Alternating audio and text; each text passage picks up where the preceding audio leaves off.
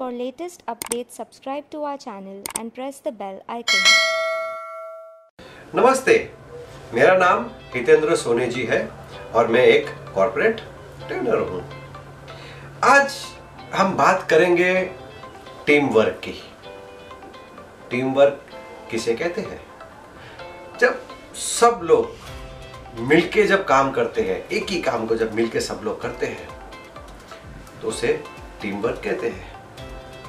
दुनिया में कोई भी मुश्किल से मुश्किल काम टीम वर्क से बहुत ही आसानी से हो जाता है। अकेला इंसान दुनिया में कुछ नहीं कर सकता। टीम की जरूरत पड़ती है, सपोर्ट की जरूरत पड़ती है, क्योंकि जो हमारे जीवन के लक्ष्य है, जो गोल्स है, वो बहुत बड़े हैं। ये बड़े गोल्स, बड़े लक्ष्य को हम अकेले हासिल नहीं कर सकते। इसमें हमको को जरूरत पड़ती है टीम की। जब तक कि हम एक साथ मिलके काम नहीं करेंगे, तब तक एक बड़े लक्ष्य को हम प्राप्त नहीं कर सकते। तो टीम वर्क बहुत ही जरूरी है, अहम है हमारे जिंदगी में कामयाबी हासिल करने के लिए। अब टीम में होता क्या है? टीम में बहुत सारे लोग होते हैं, 8-10 लोग, 15 लोग, 20 लोग, 25 लोग, कितने भी हो सकते हैं टीम के अंदर।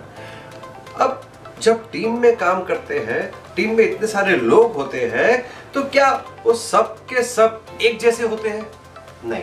क्या सबकी सोच एक जैसी होती है? नहीं। क्या सबकी क्वालिफिकेशन एक जैसा होता है? नहीं। क्या सबकी क्षमता जो है काम करने की एक जैसी होती है?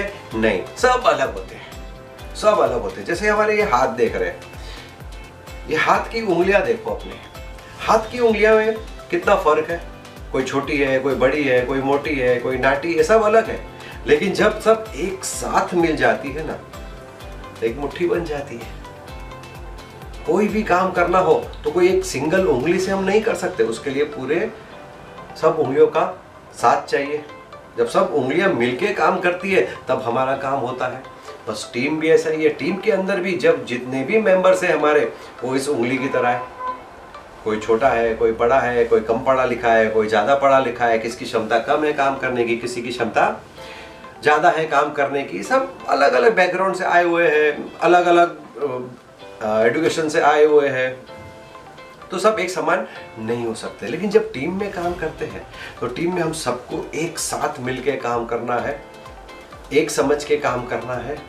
और टीम के अंदर कोई भी छोटा या कोई भी बड़ा नहीं, क्योंकि हमको क्या करना है, टीम में एक दूसरे को समझना हो। अगर आज किसी की क्षमता मेरे से कम है तो मुझे समझना होगा कि उसकी क्षमता कम है, तो मुझे उसकी मदद करनी चाहिए। या हमारी क्षमता ज्यादा है या हमारी क्षमता कम है, तो हमको उस हिसाब से अपने आप को एडजस्ट करना। मेरी क्षमता कम है तो मुझे कुछ सीखना पड़ेगा उस क्षमता को बढ़ाने के लिए। तो टीम में जब मिलके काम करते हैं तो एक दूसरे को सपोर्ट मिल जाता है, कुछ नया जानने को मिलता है, नया सीखने को मिलता है, और मुश्किल से मुश्किल काम भी बहुत आसानी से हो जाता है। जो अकेले हम नहीं कर सकते वो टीम में मिलके हम लोग कर सकते हैं। अब जब टीम में काम करना है सबको मिलके, तो उसके लिए हमको कुछ करना पड़ेगा, कुछ नया सीखना पड़ेगा। तो सबसे पहला जो चीज़ है जो हमें सीखनी है वो है इफेक्टिव कम्युनिकेशन। यानी कि हम टीम में सबके साथ मिलके किस तरह से वार्तालाप कर सकते हैं, किस तरह से एक दूसरे की आइडियाज़ को, नॉलेज को, मैसेज को समझ सकते हैं, एक्सचेंज कर सकते हैं। यानी कि अपनी बात दूसरे तक पहुंचाना, अपनी बात दूसरे को समझाना बहुत ज़रूरी है। जब तक हम टीम में एक दूसरे की बातों को नहीं समझेंगे तो काम नहीं होगा। तो उसके लिए इफेक्टिव कम्युनिकेशन सीखना बहुत ज़रूरी है। फिर दूसरा आता है कि डेलीगेट करना, यानी कि काम को सौंपना। टीम के अंदर ऐसा भी होता है कि हमको काम सौंपना भी पड़ता है कि अब मैं कुछ ऐसा अर्जेंट काम कर रहा हूँ और दूसरा कुछ काम मेरे को करना है, तो मैं किसी को बोल सकता हूँ कि मैं भी अर्जेंट काम कर रहा हूँ, आप मेरा ये काम थोड़ा सा आप करके देख लो मेरे लिए। तो किसी की हेल्प भी ले सकते हैं, किसी को हम काम को सौंप भी सकते हैं। और काम सौंपना भी किसको? जिसको उस काम के बारे में जानकारी हो उसको ही सौंपना। और दूसरा जो सीखने का पॉइंट है इसके अंदर टीम में साथ में काम करने का, वो है स्ट्रॉन्ग लीडरशिप, यानी कि अच्छा लीडर बनना। लीडर दो प्रकार के होते हैं, एक होता है अच्छा लीडर और दूसरा होता है खराब लीडर। अच्छा लीडर क्या करता है?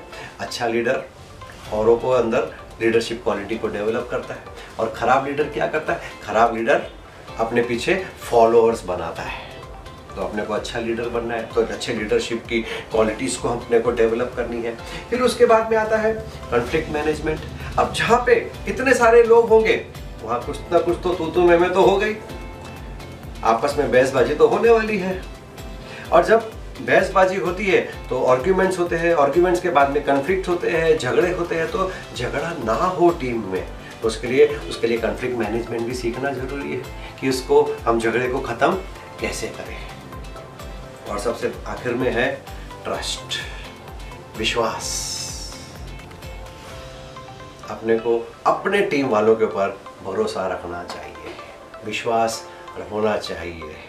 जब हम अपनी टीम पे भरोसा करेंगे, जब हम टीम पे विश्वास रखेंगे, तब वो हम पे विश्वास रखेंगे और हम टीम में सब मिलके एक साथ एकजुट होके काम कर सकते हैं और बड़े से बड़ा मुश्किल काम भी बहुत ही हम आसानी से कर सकते हैं।